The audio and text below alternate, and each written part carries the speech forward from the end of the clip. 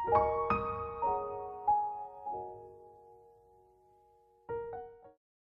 Everyone, welcome to my YouTube channel the soulful diary. आज के video में हम बात करेंगे गिरीश कर्नाड और उनकी play fire and the rain के बारे में। प्ले को डिस्कस करने से पहले जान लेते हैं प्ले राइट के बारे में। चलिए प्ले राइट के बारे में डिस्कस करते हैं। Girish Karnad was born on 19th May 1938 at Mehtaran, Bombay Presidency. He died on 10th June 2019 in Bangalore, Karnataka. He won the Rhodes Scholarship Janani Path Award. His notable works includes 24 Tughlaq, Nagamandala, Iqbal Yayati. He was an Indian playwright, author, actor and film director whose movies and plays written largely in Kannada explore the present by the way of the past. After graduating from Karnataka University in 1958, Karnad studied philosophy, politics, and economics as a Rhodes Scholar at the University of Oxford. He wrote his first play, the critically acclaimed Yayati, in 1961 while still at Oxford, centered on the story of a mythological king. The play established Karnad's use of the themes of history and mythology that would inform his work over the following decades. चलिए अब play को discuss करते हैं। The fire and the rain, a famous play of Girish Karnad, was originally written in Kannada under the title Agni Mattu Male in 1994-95. The theme of fire and the rain has been derived from the one Parv forest canto of the Mahabharata. The myth of Yayakri occurs in chapter 135 to 138 of the one Parv. Sage Lumash narrates it to the Pandavas during their exile. Karnad first came across the story of Yavakri and Parvasu while still in college. It took 37 years for Karnad to accomplish this work. According to the myth, Yavakri, a sage who had attained a universal knowledge from Indra, has a burning desire to revenge on his uncle Rebhya's family. Yavakri's family, Bharadwaj and Rebhya, were brothers. They were equally learned, but Rebbe was getting more recognition among the two. This was the cause of anger getting rooted inside Devakri. How he satiates himself and what are the consequences he faces contribute to be the source of for the play. The genius playwright has added the flavor of rage to it and beautified the plot further. Agni is a Sanskrit word for fire, and it is burnt on sacrificial altars, acts as a witness at weddings, and it is lit at cremations, and it is also the name of god of fire. Rain is a translation of male, which means pure and simple. Mattu means a spoken Kannada word. The title of the play is suggestive as it raises so many counterpoints between Sanskrit and Dravidian language. The Fire and the Rain is definitely a play based on the fires of jealousy, love, sex, and politics. Rain of humanity and milk of human kindness, it is not only a myth play but also a modern play of contemporary words. The play begins with the dominant myth Yavakri. It places the action that follows in the realm of the mythical and the elemental. The quest for personal and social meanings contribute to the cohesive structure of the play. It involves the nature of the world, analysis of the concept of morality and emotion which leads one of the essentiality of human experience itself.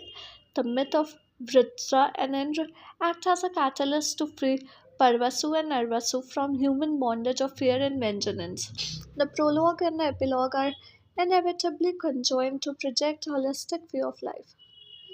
The play portrays the account of Arvasu, a Brahmin by position who turns into a performing on-screen character and myths constructed by the individuals. At course of time, Arvasu began to look all starry-eyed at Nitilai, an innate young lad. She likewise adores Arvasu, however, needed to take consent from his folks and town seniors before the marriage. In the play, a character called Parvasu shows up who is a sibling of Arvasu. He performs customs and functions of petitions to satisfy God Indra so the town may get rain. Rebhya is the dad of Arvasu and Parvasu. hates his children. He has questions that Parvasu's better half having illicit relationship with Yavakri. Indeed, Yavakri has needed to love Devraj and for a long time, and hence he needed to leave his association with Vishaka. At the point when he returns, he finds that Vishaka wedded to Parvasu, who lives with her joyfully. On finding that Vishaka meets with Yavakri as an angered Rebbe brings Brahman Rakshasa and evil presence to murder Yavakri. In a manner, the story moves around every one of these characters, and the sensational condition is wonderfully made by Karnad. The play likewise moves around the man and lady relationship. It brings two significant ladies, Vishaka and Nitalai, an inborn young lady. It shows how ladies have been abused in the general public and remain the instrument in the hands of universal condition. Vishaka never wished to wed Parvasu yet couldn't hold from the social custom. Then again, the character of Nitilai likewise pulls on the reader's consideration. She has numerous great quality and alluring character. She has a place with ancestral network and jelly rich Indian convention. She is away from the universal attitude and has no dread about coming clean. In this way, Kanna wisely brings the issues identified with conventional Indian ladies and their sack overflowing. Girish Karnad as a dramatist, as a playwright, Girish Karnad has left an incredible impact on the history of contemporary Indian dramaturgy. He was rooted in the cultural tradition of his sale with a deep understanding of Western dramatics, aesthetics, and crafts. His two plays, Tughlaq and Hayavardhana, have helped redefine the form and structure of drama. Karnad is the first contemporary Indian playwright whose works have been staged and discussed abroad with keen interest. As a public intellectual and writer, he discussed Indian cultural ethos and theatre on international platforms. According to Professor K. Rajesh, Bernard achieved the fine art of blending the best of Western dramaturgy and Indian theatre tradition. Hayavardhana changed the entire concept of play production and acting style. I discovered similar artistic intricacy in Nagamandala and Bali, dramatic masterpieces. As the chairman of the Sangeet Natak Academy, he was the brain behind organizing the Nehru Shatabdi Nat Samaroh in 1989 in Delhi, which was planned as a retrospective of modern Indian theatre. It was truly a great Indian theatre festival in which dramatic masterpieces were featured under the direction of Indian theatre legends like Utpal Dutt. It was Karnad's idea that young theatre practitioners and audience should watch great productions staged in the course of the last 5 decades. As a public speaker and activist, he raised his voice for saving the secular fabric, freedom of expression, and composite culture. His play The Fire and the Rain is based on the myth of Rebhya, Parvasu, Arvasu, and Yavakri, described in the one Parv of the Mahabharata, narrated by the sage Lomash. Karnad, however, has subjected the original myth and recreated a thoroughly stage worth version.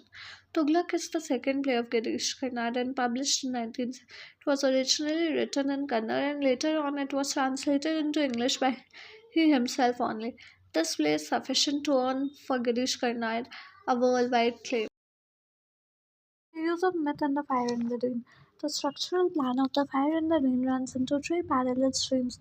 Rebbe and Vishaka at the hermitage, the sacrificial place with Parvasu as the chief priest, and the story of Nitalai and Arvasu as actors. The soul of the play entirely rotates around the indigenous myth of Yavakri. The mythical and symbolic plan of the fire and the rain is so designed as it links in its structure with the original myth of Mahabharata for displaying Indian ethos and modern empathy towards human relationship. The original story of the Mahabharata shows the molestation of Rebhya's daughter-in-law by Yavakri, but Karna exhibits a willing submission of Vishaka to the incestuous behest. And aggressive forces in Vishaka become salient properties of her mind, but her meeting with Evakri creates a stress and split in her personality. Karnad follows some psychological devices when arranging a secret meeting between Vishaka and Evakri. Vishaka listens carefully to the latent and unfulfilled desires of Evakri. She doesn't respond to Evakri with the more role of wifehood. Vishaka knows the inhibition of natural impulses in Yavakri and perceives symbolically the metaphor of his honor. Vishaka, in her meeting with Yavakri, concedes to her unwilling marriage with Parvasu is also of him. Both Parvasu and Vishaka are shown by the dramatists in their respective quests for identities, but neither is successful to fulfill it in the entire course of the narrative. Vishaka feels heavenly pleasures in her sensuous fulfillment in the company of her husband, for she is eager to know the real meaning of life through the attraction and repulsion of the body. Under such bodily pleasures, her husband Parvasu decides to leave her alone in the hermitage. He leaves her in the security of her father and lives in a hermitage, the sacrificial place for performing the obsequies of Yajna, for it becomes a quest for his identity as a priest. But Vishaka, as a young wife, undergoes severe pains and she reports them before Yavakri. As a young girl and as a wife, the mystery of life, a mystery that emanates from physical union with the opposite sex. The departure of her husband to be the chief priest left her alone with her pangs of isolation and separation. A long isolation in the hermitage bites her and she becomes a psychosis who desires for her immediate fulfillment with no concern for logic and morality. Time sequence her demo of eternal reality. Vishaka realizes the deeper and mysterious meaning that emanates from the union of man and woman, body and soul.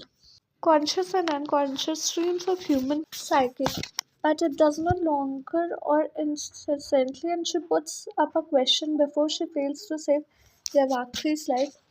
When Brahmin Rakshas kills her in spite of her spiritual power, the entire plot structure of this play is based on the performance of Vedic rituals, obsequies, and the art of Natya.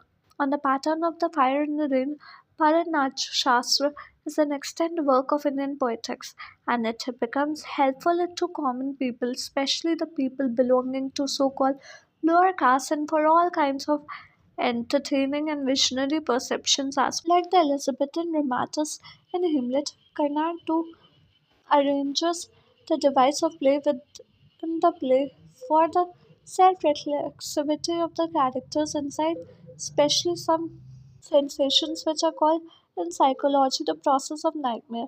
The nightmare represents unconscious motives and unacceptable thoughts of human mind. Nitalai as an obsession becomes an object of daydreaming to Arvasu. This bizarre world of dream brings forth the total flux of time, in which the merger of time past and time present has been effected successfully. Arvasu resolves to act the role of Ridra and unfolds another symbol like the wasteland by T.S. Eliot of Brahma's triple progeny. God, man, and the son of Brahma, symbolic the acts of compassion and kindness, and has an edge over the pleasure loving principle of Indra, another son of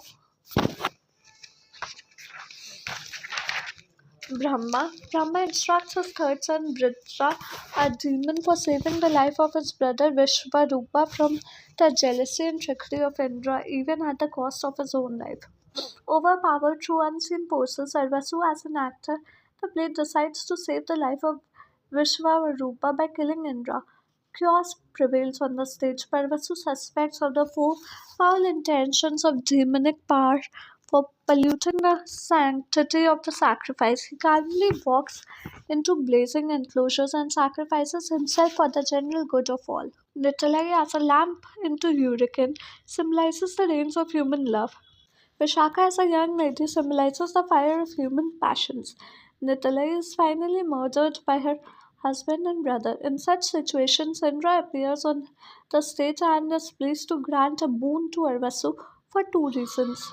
Arvasu's sacrifice and Nitalai's being passion-ridden man, he begs from Indra the life of Nitalai back, but Indra makes him understand movement of the wheel of time with a complete chaos in the world. Arvasu now understands the mysterious and visionary perception of Indra, and Vaisara can stop the tragedy from repeating itself on such occasions.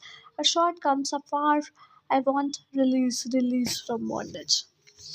It was the voice of Brahma Rakshas who is the creation of his own father. Between his two halves, the egoistic and altruistic impulses of human mind, Indra further unveiled the secrets of a soul being released from the pangs of life and death. From Rakshas also stamps the superior validity of man for performing the deeds of mercy and compassion. Which changes the contents of his boon and bags from it. The release of Brahma Rakshas invites some parallel with that of the tempest for appetite manifestations of the colonial consciousness and the fire and the rain. The total impressions that the reader draws together that the textual comprehensiveness of this play unfolds the vocal superfluity of the rites and rituals, the restrictions of the universal knowledge on the caste space division in society, and the essence of altruism over egoism. Conclusion: the world of gods, with the concepts of immorality scoffed off and the cyclic phenomenon of death pertaining to human life, is applauded for its dynamic of the indigenous myth with an individual talent and for enriching the store of Indian English drama. It is an excellent combination of the elements of metaphysical and supernatural that constitutes the core of the play. Karnad successfully makes use of the divine element, especially in the climax where the two hero holds the conversation with the gods and the final result of the rain pouring a drought-ridden land. The play also focuses on the negative and positive human emotions, jealousy, betrayal, deceit, as well as selfless love and sacrifice. The hero, like most of Karnad's hero, is a man torn between moral righteousness, love, and duty. It is interesting to trace this path of the hero towards fitting end. Thank you आपकी। I hope आज की video आपको पसंद है, कैसी लगी हमें comment करके बताएं। और अगर वीडियो अच्छी लगी तो like share and subscribe to my channel. मिलते हैं कल एक और इन्फॉर्मेटिव वीडियो के साथ शाम 4 बजे। Thank you.